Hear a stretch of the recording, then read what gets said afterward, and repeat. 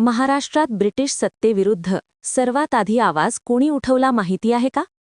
हा संघर्ष फक्त शहरांपुरता मर्यादित नव्हता, तर तो डोंगर दऱ्यांमध्ये, जंगलांमध्ये पेटला होता.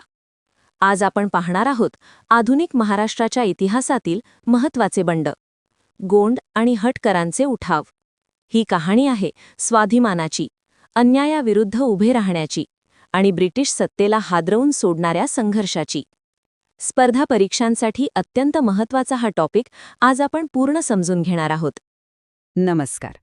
आज आपण अशा दोन संघर्षांबद्दल बोलणार आहोत जे खरं तर खूप महत्त्वाचे आहेत, पण इतिहासाच्या पुस्तकांमध्ये कुठेतरी हरवून गेलेत.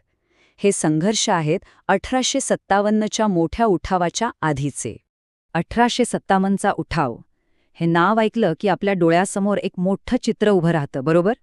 पण ही स्वातंत्र्याची मशाल खरंच तेव्हाच पेटली होती का? की त्या आधीही महाराष्ट्राच्या मातीत प्रतिकाराचे निखारे धगधगत होते? चला, आज आपण त्याच कथांमध्ये जरा डोकावून पाहूया. आपली पहिली कहाणी सुरू होते एका राजवाड्यातून. ही गोष्ट एखाद्या सामान्य सैनिकाची किंवा बंडखोराची नाहीये, तर ही गोष्ट आहे एका राजाची. एक असा राजा ज्याने इंग्रजांच्या वाढत्या सत्तेसमोर गुडघे टेकण्याऐवजी आपलं अख्खं राज्य, आपलं सिंहासन पणाला लावलं. त्यांचं नाव होतं आप्पासाहेब भोसले, नागपूरच्या त्या वैभवशाली संस्थानाचे राजे. पण प्रश्न हा आहे की एका राजाला बंड करण्याची वेळ का आली? कारणं तशी स्पष्टच होती. एक तर राज्याच्या प्रत्येक लहान मोठ्या गोष्टीत इंग्रजांची लुडबुड वाढली होती.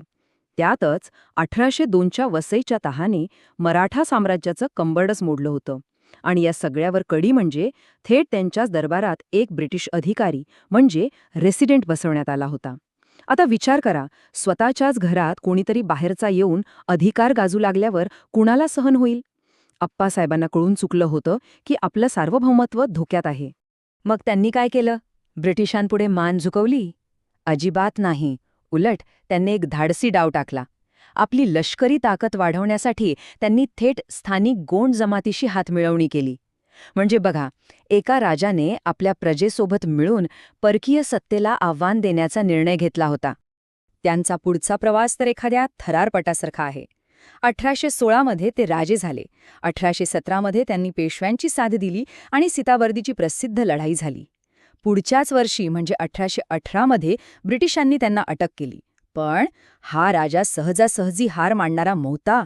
त्यांनी कैदेतून धाडसी पलायन केलं आणि शेवटपर्यंत म्हणजे 1840मध्ये जोधपूरमध्ये त्यांचा मृत्यू होईपर्यंत ते कधीच ब्रिटिशांच्या हाती लागले नाहीत. कैदेतून सुटल्यावरही ते शांत बसले नाहीत. त्यांचा संघर्ष सुरूच होता. त्यांनी जवळजवळ संपूर्ण उत्तर भारत पालथा घातला. पंजाबचे महाराज रणजित सिंग यांसारख्या मोठ्या शासकांना भेटून ब्रिटिशांविरुद्ध एक मोठी आघाडी उघडण्याचा त्यांचा प्रयत्न होता. अखेरीस त्यांना आश्रय मिळाला तो जोधपूरमध्ये. आणि जेव्हा इंग्रजांनी जोधपूरच्या महाराजा मानसिंग यांच्याकडे आप्पासाहेबांची मागणी केली, तेव्हा महाराजांनी दिलेलं उत्तर ऐकण्यासारखं आहे. ते म्हणाले, जो व्यक्ती माझ्याकडे आश्रयाला आला आहे त्याला मी तुमच्या हवाली करणार नाही. काय बाणेदारपणा आहे बघा.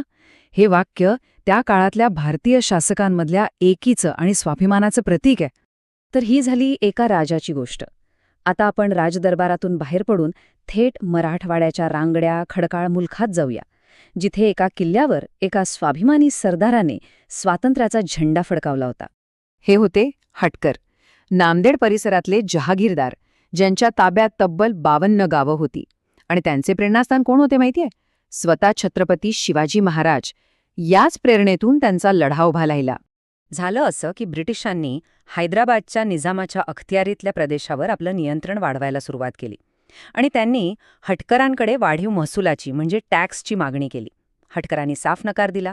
त्यांनी सांगितलं, आम्ही स्वतंत्र आहोत आणि आम्ही तुम्हाला कोणताही महसूल देणार नाही. आणि इथूनच ठिणगी पडली. आता हा संघर्ष कसा होता ते बघूया. एका बाजूला होते हंसाजी नाईक यांच्या नेतृत्वातले हटकर. त्यांची ताकद होती गनिमी कावा, स्थानिक लोकांचा पाठिंबा आणि सोबतीला असलेले 400 भाडोत्री अरब सैनिक. तर दुसऱ्या बाजूला होते मेजर पिटमन आणि कॅप्टन इव्हान्स यांच्या नेतृत्वातले ब्रिटिश. त्यांच्याकडे काय होतं? आधुनिक तोफा, उत्तम शस्त्र आणि एक प्रचंड मोठी शिस्तबद्ध फौज. म्हणजे ही लढाई होती स्थानिक शौर्याची, एका बलाढ्य जागतिक सत्तेशी. ब्रिटिशांनी किती सैन्य आणलं असेल याचा अंदाज आहे? तब्बल 5,000 सैनिक. त्यांना वाटलं होतं की इतक्या मोठ्या फौजेसमोर हटकरांचा काय निभाव लागणार, 2-4 दिवसात किल्ला जिंकू आणि बंड मोडून काढू. पण तसं झालं नाही. हटकरांनी इतका कडवा प्रतिकार केला की 5,000 सैनिकांना आणि आधुनिक तोफांनाही त्यांचा नोवा नावाचा किल्ला जिंकायला 1 महिन्यापेक्षा जास्त वेळ लागला. विचार करा, काय जबरदस्त लढा दिला असे त्यांनी. अर्थात एवढ्या मोठ्या सैन्यासमोर आणि तोफांच्या माऱ्यापुढे त्यांचा टिकाव लागणं शक्य नव्हतं.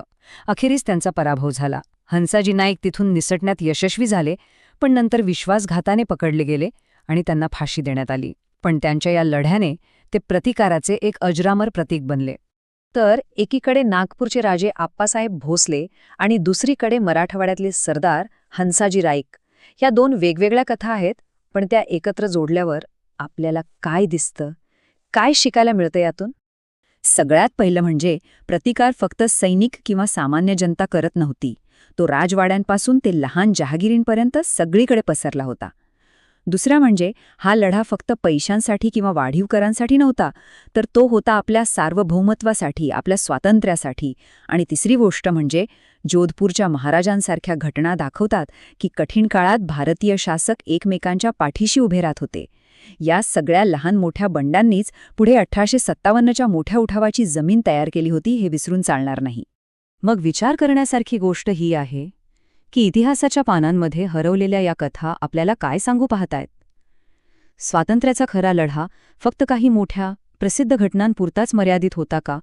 की मग आप्पासाहेब भोसले आणि हंसाजी नाईक यांच्यासारख्या असंख्य विसरलेल्या नायकांच्या संघर्षातच स्वातंत्र्याची खरी मशाल पेटलेली होती?